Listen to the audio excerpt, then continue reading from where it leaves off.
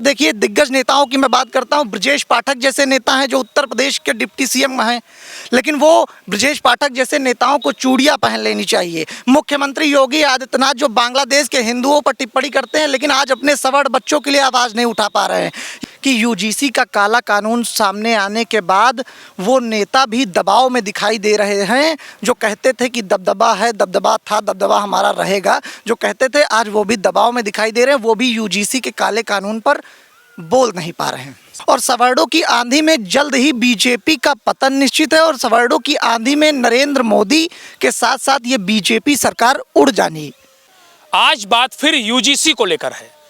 UGC एक ऐसा कानून जिसने सवर्ण समाज में आग लगा दी है, यानी सवर्ण समाज के जो भी लोग हैं वो लगातार इस कानून के वापस लेने की मांग कर रहे हैं।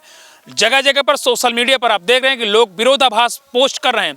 यहाँ तक कि बीजेपी के बड़े बड़े नेताओं को बहुत बड़ी बड़ी बातें कही जा रही हैं, लेकिन इस पूरे मामले को लेकर लोगों की प्रतिक्रियाएं भी आनी शुरू हो गई हैं। कुछ लोग तो प्रतिक्रिया दे रहे हैं और कुछ लोग इस मामले से बचने का प्रयास कर रहे हैं। हमारे साथ इस पूरे मामले में बातचीत करने के लिए एक बार फिर सचिन तिवारी हैं जो काली सेना से हैं और इनसे आज बातचीत करेंगे कि इस पूरे मामले को लेकर, क्योंकि ये भी श्रवण समाज से आते हैं और कहीं ना कहीं इस पूरे मामले को बड़ी नज़दीकी से देख रहे हैं। सचिन, स्वागत है तुम्हारा। बहुत बहुत धन्यवाद आपका। सवाल ये है, यूजीसी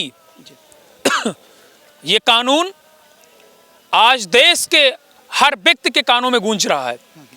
कैसा कानून है, पहले आप बताइए। देखिए, वो कहते हैं ना भैया कि हक दोगे तो रामायण शुरू होगी और हक छीनोगे तो महाभारत।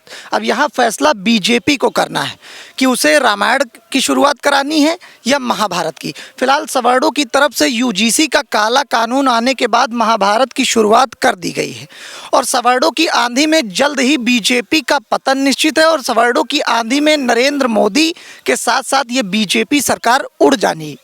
इसलिए क्योंकि सवर्णों के आशीर्वाद की वजह से ही लगातार बीजेपी की नींव रखी गई थी और सवर्णों के आशीर्वाद से ही लगातार लंबे समय से बीजेपी फॉर्म में बैटिंग कर रही है। फिर चाहे अटल बिहारी वाजपेयी की बात की जाए, योगी आदित्यनाथ की बात करें, राजनाथ सिंह की बात करें, लेकिन आज अफसोस के साथ ये कहना पड़ रहा है कि यूजीसी का काला कानून सामने आने के बाद वो नेता भी दबाव में दिखाई दे रहे हैं। जो कहते थे कि दबदबा है, दबदबा था, दबदबा हमारा रहेगा, जो कहते थे आज वो भी दबाव में दिखाई दे रहे हैं। वो भी यूजीसी के काले कानून पर बोल नहीं पा रहे हैं। सवाल ये कि सबका साथ, सबका विकास और सबका विश्वास, ये था बीजेपी का नारा।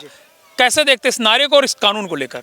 देखिए, नरेंद्र मोदी ने कहा सबका साथ, सबका विकास, सबका विश्वास, लेकिन जिस तरीके से आज नरेंद्र मोदी सिर्फ और सिर्फ सवर्णों का सत्यानाश कर रहे हैं, सिर्फ और सिर्फ सवर्णों का विनाश कर रहे हैं। जिन सवर्णों ने भारतीय जनता पार्टी को खून पसीने से सींचा है, उन सवर्णों के बच्चों पर आज नरेंद्र मोदी अत्याचार कर रहे हैं। साथ ही साथ उन्हीं सवर्णों को के बच्चों को काबिल होने के बावजूद भी सड़क पर ठेला लगाने के लिए भारतीय जनता पार्टी की सरकार और नरेंद्र मोदी के द्वारा मजबूर किया जा रहा है। और आश्चर्य की बात देखिए कि तमाम सवर्ण नेता इस पूरे मामले पर लगातार खामोश हैं। आप देखिए, दिग्गज नेताओं की मैं बात करता हूं। ब्रजेश पाठक जैसे नेता हैं जो उत्तर प्रदेश के डिप्टी सीएम हैं, लेकिन वो ब्रजेश पाठक जैसे नेताओं को चूड़ियां पहन लेनी चाहिए। मुख्यमंत्री योगी आदित्यनाथ जो बांग्लादेश के हिंदुओं पर टिप्पणी करते हैं, लेकिन आज अपने सवर्ण बच्चों के लिए आवाज़ नहीं उठा पा रहे हैं।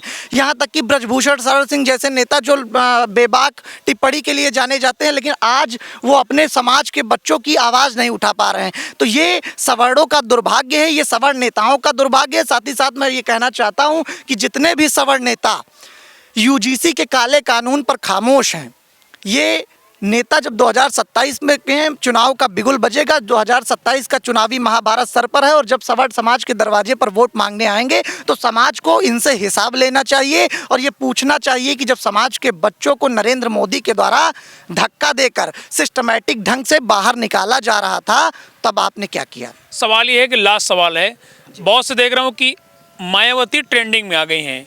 लोग कह रहे थे कि हाथी नहीं गणेश है, ब्रह्मा विष्णु महेश है, ये नारा लग रहा है और लोग सोशल मीडिया पर मायावती की तस्वीरें पोस्ट कर रहे हैं। सवर्ण समाज की बात की, क्या श्रवण समाज जो है, अगर ब्राह्मण की बात करें तो क्या बीएसपी की तरफ मूव करने के प्लान में है?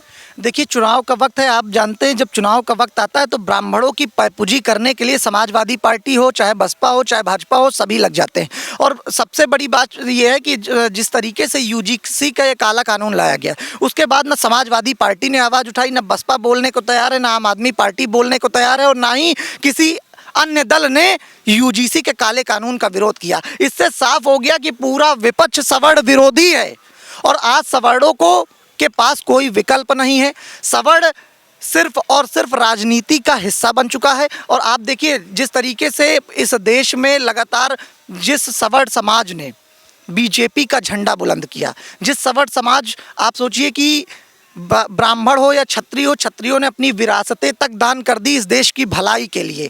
ब्राह्मणों ने इस देश की रक्षा के लिए सबसे पहले मंगल पांडे के रूप में गोली चलाई, लेकिन आज उन्हीं ब्राह्मण क्षत्रियों को, उन्हीं सवर्ण परिवारों के बच्चों को सड़क पर ढकेला जा रहा है, सड़क पर ठेला लगाने के लिए मजबूर किया जा रहा है। तो ये सवर्णों के साथ अत्याचार है और इसका जवाब सवर्णों को देना पड़ेगा। सवर्णों को एकजुट होकर आवाज़ उठानी चाहिए। साथ ही साथ मैं ये भी कहना चाहता हूँ कि नरेंद्र मोदी ने जिस तरीके से 2027 की महाभारत से पहले यूजीसी का काला कानून लाकर ये सवर्णों के पलायन की शुरुआत की है, सवर्णों के पलायन की शुरुआत नहीं, ये मुख्यमंत्री योगी आदित्यनाथ के पलायन की सोची समझी रणनीति है जो देश के प्रधानमंत्री और देश के गृह मंत्री अमित शाह के द्वारा रची गई है, जिसका बड़े पैमाने पर नुकसान मुख्यमंत्री योगी आदित्यनाथ को उठाना पड़ेगा। बहुत धन्यवाद। तो हमारे साथ सचिन तिवारी थे जिनसे हमने खास बातचीत की और साफ तौर पर इनका कहना कि कहीं ना कहीं 27 का जो चुनाव है उसको लेकर ये यूजीसी जो कानून है ना, ये बीजेपी के लिए खतरे की घंटी बजा रहा है।